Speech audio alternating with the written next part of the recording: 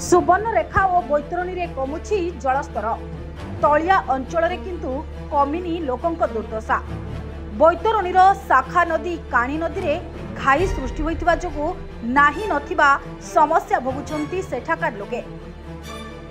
काहा घरे खाइबाकू खाद्य नाही तो काहा घरे मुंड गुंजिबाकू घरटिए नाही। काहार कागज पत्र टंका दरकारी सामग्री सबुकिछि भासी जाइछि तो अनेकंक घरे चाउल कि सुखिला खाद्य मध्य उपलब्ध नाही। सेपटे दशरथपुर ब्लॉक रो मोट 19टी पंचायत पूरापूरी बन्या घेर रे 5000 रु अधिक चाष जमी रे बन्या जल पशिथिबारु धान चाष संपूर्ण भाव में नष्ट हेबार आशंका उपजिछि।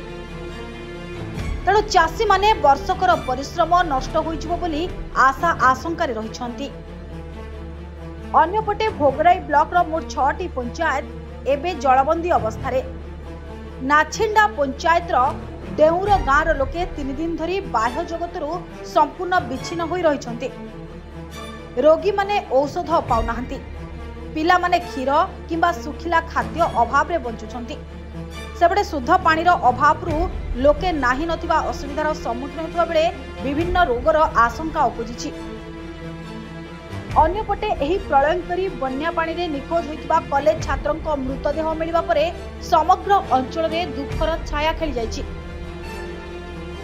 तेबे पानी कमिथिले मध्य गाँ लोकंक दुर्दशा कमी नाही। केबे एमानंक पाखरे सरकारी सहायता मिलुछि से नै अपेक्षा रे रहिछंती गाँ लोके। Bureau report ATV Odisha live.